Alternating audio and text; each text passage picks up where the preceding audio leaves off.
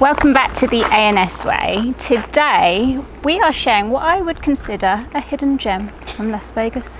We only found it yesterday. Yeah, and we booked it really late because I had to, you'll see there's another video coming out about us travelling, or me travelling back to the UK, and I had to go to CVS For a COVID to get test. my COVID test so I can travel.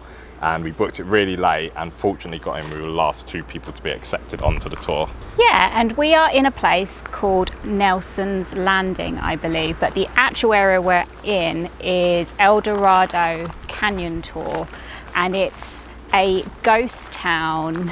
Well, I think it is considered a ghost town. Yeah, what I would say, it's a reconstructed mining town. So the mine is real. It was one of the more popular of the gold mines, or one of the more productive of the gold and silver mines, but the area was reconstructed, I don't know how long ago. If we were paying attention to the tour, Yeah. paid $15 each, and it was a very good tour. So if you do come to Vegas, it's about an hour's way. But you'll see behind how the new owners have reshaped it, and it's actually featured in quite a few films, Quite a lot of music films videos. are filmed here, music videos, lots of photo shoots that happen here.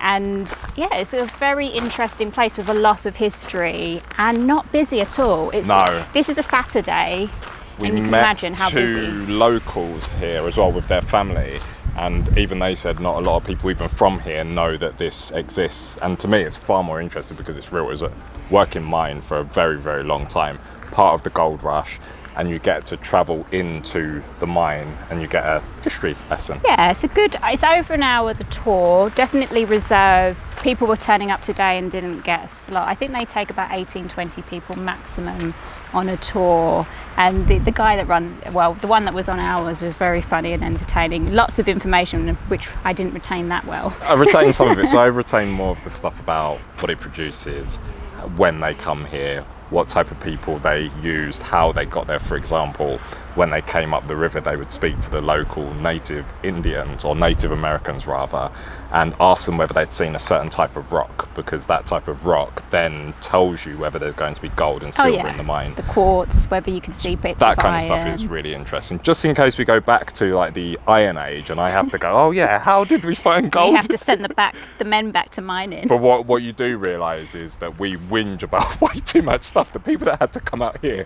and mine by candlelight, and drill bits that you are the actual drill. So you hold the piece of metal, somebody whacks it over your shoulder, and then you have to turn it.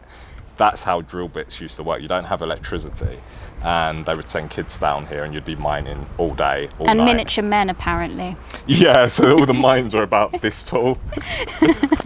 I suppose you don't want to extract any more than you need. No, but it's a very interesting place, and we're going to share that with you. Just wanted to reiterate, if you come here and you want to pay for the tour, which is a guided between an hour and a half, a guided tour, which is the only thing that allows you actually into the mine, it's $15 per person, which I think is really, really good value for money compared to a lot of the stuff in Vegas. If you show up and you just want to come in this area, which you'll be seeing, and as I insert it in, they ask you to check in and they just take $1 per adult. So even for that, I would say it's worth it. The area they've built it's got a good 10 buildings. You get to see the outside of the mine. Pictures. You get to take pictures, you get to walk around and look at a lot of the stuff they've collected. The guy that was showing us the toy said the owners are hoarders, so you get to see not just stuff that would have been in the mine, but just loads of old Americana bikes, quad bikes, trikes, chairs, signs. Yeah, and I do believe I heard some other people turning up. If you are literally going to only be here for about 10-15 minutes maximum, I don't think they then expect you to pay the $1. But if you're going to spend a bit longer taking pictures, spending the time touring the place, then $1. And if you're travelling here, it's about, would you say, half an hour from the Strip? I would say 40 minutes from the Strip, an hour from Summerlin, and 20 to 25 minutes from Henderson if you're here. So that will give you an idea of where it sits. I might, if I could be bothered, put a little map in and show you where it is. It's genuinely a very pretty area as well, and there's a huge solar panel farm on the way if you're interested in that sort of thing. Yeah, if you're into more the engineering stuff like me, you'll definitely enjoy the solar farm. And then further down, there's a huge, is it a lake or river? Colorado River. It meets the Colorado River, which we are planning to go and have a look at after we finish touring this place. So there's loads of really cool things other than all of the stuff that you'll get to see in here. There's really cool signs, and I'll put a picture in, but if you'll be able to see it on this. Must Things read. like, yeah, New rules. the words that I use, due to the abundance of stupid people. So they get it as well, and they're natives here, they've bought here. Stupid people. You can no longer just walk around it because you're too stupid to be trusted. This area is now a fee area in red, because they know if they don't put it in red and bold and capitalise it, the stupid people won't understand. Parents, your stray children and teenagers will be shot. Just don't let them run free. They're going to get shot. Private property. So they made it really clear in big bold writing, which I think is actually cool and funny. It is quite funny, and I think it couldn't be any clearer. I like that. Sometimes you just need things to be super explicit. Just say what you mean. Yeah, say what you mean. You're too stupid. That's why we're having to do this. You haven't listened. But we're going to take you over now to, it's a 6-person lift apparently. Modern times, I think that would be limited to 1 or 2, and you could probably just At about best, push yeah. 3 people in there. But they reckon, or they don't reckon, 6 people used to go up and down this thing, which is crazy. Hence the comment of men must have been smaller back then, or they only hired small men. So we'll get into the lift now.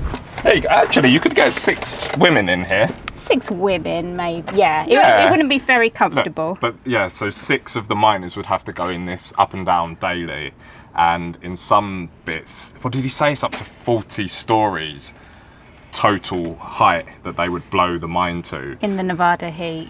Yeah, although It gets rapidly cold. yeah, as soon as you drop. walk in, it probably drops a good 30, 40 degrees. Yeah. It becomes more temperate. And it's instant, literally, as soon as you cross the seconds threshold. in, you're already feeling the instant coolness of the underground. So for anybody that doesn't have any clue what mining is, I would suggest you just watch any mining video, and it'll give you some feeling of what they were doing in here and how backbreaking the work was. And some of the things that you don't really understand, even watching on there, is it's a really confined area, and when people are mining, they're using metal on metal all day and all night. And obviously, if you're not working, it's not producing money. And the whole point of the people that came out here was to produce money. So they would run it day and night, and they built machines to smash the rock so they could get the gold out. So 24/7, I doubt many people slept. You just came here, worked, earned money, died. That's it. So for once, that is actually a really short video, but we thought we should capture this because it's something that doesn't feature on most search engines, most people's radars. We was actually really surprised. I found this on someone's blog and then looked on Google Maps, and that's how I found it. It's not somewhere that typically comes up for tourists in Vegas, so we thought we would share this, a hidden gem, and we plan to hopefully find some more as we live here now and we can start venturing out. So this is our dedicated video on the Eldorado Canyon Mine Tour south of Vegas.